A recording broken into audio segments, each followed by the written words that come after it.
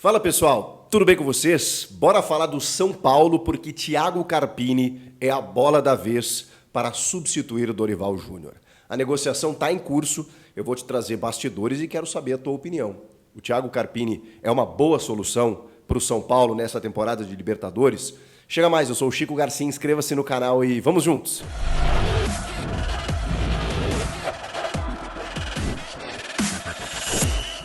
Thiago Carpini, técnico do Juventude, ex-técnico do Água Santa, foi vice-campeão paulista com o Água Santa, chegou até a final, fez uma campanha brilhante e era natural que fosse assediado pelo mercado.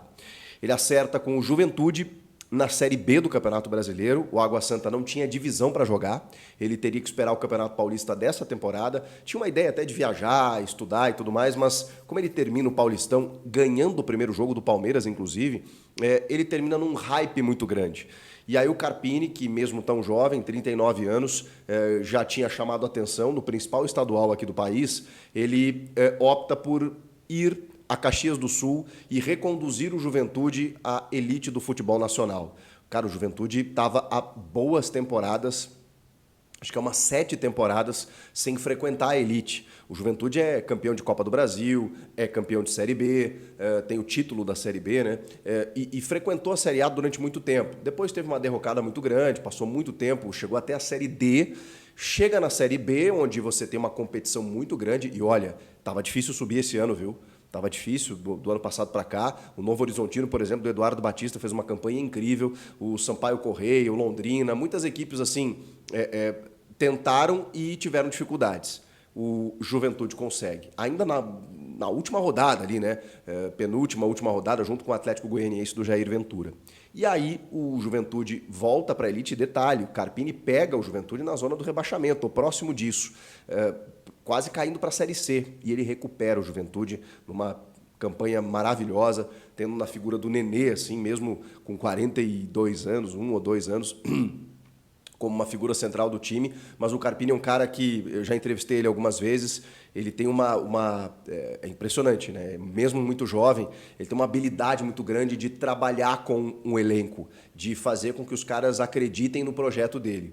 E aí, sobre estilo de jogo, depende muito das peças que você tem, né? O Água Santa era um time muito físico, né? Era um time que tinha que, obviamente, buscar uma defesa maior e jogar lá no centroavante, numa bola parada, enfim, alguma coisa, em algum escape de velocidade pelas laterais. Era onde ele podia jogar. No Juventude, enfim, a situação é um pouco mais diferente. Você tinha um jogador que era o cérebro do time, um referencial mais técnico e tudo mais, e mesmo assim não era um time de um futebol vistoso, né, que propunha jogo e tudo mais. Muitas vezes ele jogava pelo resultado.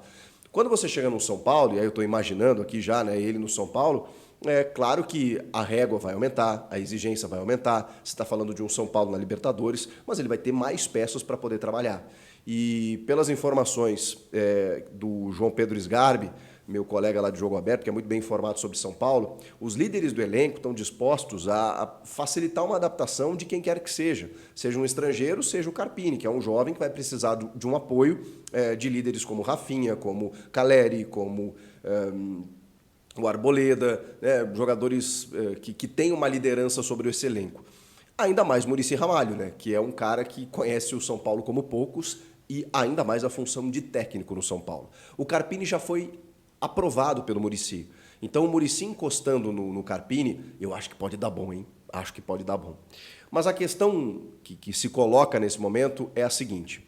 O Carpini, ele entre os técnicos brasileiros, ele talvez seja a bola da vez, assim, dos técnicos emergentes como o principal nome a ser especulado em grandes equipes. Quando ele termina a Série B pelo Juventude, ele é especulado, e não só especulado, ele recebe contatos e faz conversas com Santos e Cruzeiro. O Santos houve muito próximo de um acerto, porque aí a gente está falando do Santos, pesa muito, né? O nome do Santos, mesmo na Série B, ele tinha subido, né? Subiu o Juventude da B para A, mas você comandar o Santos na B é um desafio enorme numa reformulação gigante que o Santos está fazendo e ele ponderou. Mas aí houve algumas divergências dentro do processo, ele percebeu que a coisa não ia acontecer e acabou não acertando. E permaneceu no Juventude e participou da pré-temporada do Juventude, do planejamento para a sequência. O Juventude contratou vários jogadores porque também, né, a exigência muda, né, da B para A. Mas aí, conversou com o Cruzeiro também, o Cruzeiro não avançou, contratou o Larcamon lá, o Nicolás Larcamon, e aí, quando ele já está, né, encaminhando para o início do Campeonato Gaúcho e para começar a temporada com Juventude, o São Paulo fica sem técnico. E as dificuldades no mercado, elas estão postas, né, gente? Se você colocar dos técnicos brasileiros alguém disponível hoje, quem você vai colocar? Roger Machado, que nem foi cogitado. Vanderlei Luxemburgo, nem foi cogitado. Entre os brasileiros, bom, e aí tiveram as sondagens, do Vojvoda no Fortaleza e do Pedro Caixinha no Bragantino. E nenhum quis sair de lá, e nenhum clube liberou os dois também. Então o São Paulo se viu em vias de procurar um estrangeiro de repente. E realmente tem uma possibilidade grande do Paulo Pessolano. Esse técnico do Cruzeiro foi muito bem na Série B. O Cruzeiro mandou na Série B, outra exigência, mas ok, fez uma boa campanha. O Grêmio, por exemplo, teve dificuldades nesse mesmo ano em que o Cruzeiro sobe. E o Cruzeiro sobe com o pé nas costas. O uruguaio Paulo Pessolano, muito jovem também, né, 40 anos, mas que está comandando o Real Valladolid, time do Ronaldo Fenômeno, lá na Espanha, na Série B da Espanha, na segunda divisão. E ele é quarto colocado, ele faz uma boa campanha. Ele tem contrato, então, assim, para tirá-lo de lá, você precisa pagar uma multa rescisória, é um pouco mais difícil. O Pedro Martins, português, que também foi consultado, também está empregado. E aí tem o Zubeldia, que é o argentino, que comandava a LDU, campeão da Sul-Americana, está livre no mercado e que derrotou, inclusive, o São Paulo, né? Na Sul-Americana, eliminou o São Paulo e depois foi campeão sobre o Fortaleza. O Zubeldia também é um técnico, assim, não de um futebol vistoso, mas o meu problema, não é um problema, né? A minha restrição com o estrangeiro nesse momento do São Paulo é um estrangeiro que, assim, tem a dificuldade de começar um trabalho do zero no futebol brasileiro. Eu acho que seria mais interessante você pegar um cara que conheça o elenco, que tenha um trato mais fácil, que faça apenas adaptações pontuais de acordo com aquilo que você pensa na conversa e tudo mais, mas mantenha a sequência do trabalho do Dorival. E eu temo que o estrangeiro venha e mude tudo, né? Porque aí mudam as escolhas, mudam as preferências, o jeito de jogar e tudo mais. Eu tenho medo quando vem o estrangeiro. O Pesolano é um cara que conhece o futebol brasileiro, acho que seria menos traumático. O Zubeldia eu tenho receio. Como de outro gringo que nunca atuou aqui no futebol brasileiro. O Carpini me parece a melhor escolha, embora eu reconheça que ele vai pegar uma nave nas mãos. Ele treinou o Água Santa, o Juventude, e a gente está falando do São Paulo com uma Libertadores. A gente está falando de um São Paulo com jogadores como Lucas Moura, Rames Rodrigues, Rafinha, Caleri, Luciano. Muda. Obviamente muda. Mas assim, maior chance da vida do Carpini, concordam? E para o São Paulo, entre você apostar, e todos seriam apostas nesse momento, num estrangeiro e num brasileiro jovem que já mostrou competência potencial e vai ter o apoio do Muricy, eu iria nessa. É claro que não adianta a gente falar tudo isso e daqui a pouco, sei lá, cai nas quartas de final do Campeonato Paulista. Vai ser pressionado, como foi o Corinthians com o Fernando Lázaro. Mas acho que as situações são bem diferentes. O Corinthians inventou o Lázaro como técnico. Ele nunca foi técnico, ele foi auxiliar, ele comandou o time em alguns momentos esporádicos, mas ele nunca foi técnico. Carpini é técnico de futebol. Tanto que o Lázaro é contratado agora pelo Grêmio para fazer o trabalho que ele sempre fez a vida inteira, no Centro de Análise de Desempenho. Embora seja um bom auxiliar, mas ali foi uma invenção para assumir o Corinthians na temporada. Diferentemente do Carpini. O Carpini é técnico.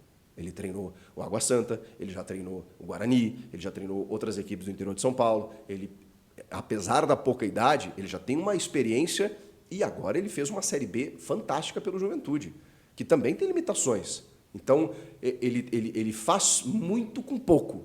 E agora ele vai ter um elenco mais considerável. Então, eu gosto da ideia. E a situação de momento, a multa é R$1 milhão. Para os padrões futebolísticos, é uma multa baixa. O São Paulo conversou com o Juventude, achei muito legal essa ideia. O São Paulo foi direto no Juventude. E o Juventude autorizou o São Paulo a conversar com o Carpini. O São Paulo, assim como fez várias entrevistas e conversas com todos esses técnicos que eu citei, fará isso também com o Carpini, para entender estilo de jogo, projeto e a tendência que se houver a proposta oficial, que ainda não aconteceu, o que há é uma negociação, é uma conversa. Se houver a proposta oficial, dificilmente o Carpini vai recusar. Minha opinião, nesse momento, melhor escolha. Não tem como fugir disso. Senão você vai cair numa invencionice, num treinador que vai cair aqui de paraquedas. E o Carpini disputou o Paulista no ano passado. Ele conhece muito bem esse elenco do São Paulo. Até por estar aqui no futebol brasileiro e acompanhar. Ele sabe quem é o elenco do São Paulo. Acho que ele daria sequência no modelo do Dorival e conseguiria ter êxito, porque ele é um cara muito inteligente ao lidar com o vestiário, apesar de jovem. O que vocês acham? Comenta aqui. Inscreva-se no canal, hein? Estamos chegando a 1 milhão de inscritos. Será que vamos chegar? Obrigado para todo mundo que está se inscrevendo. É só o que eu peço, a inscrição e o like no vídeo. Obrigado, gente. Até a próxima. Tchau.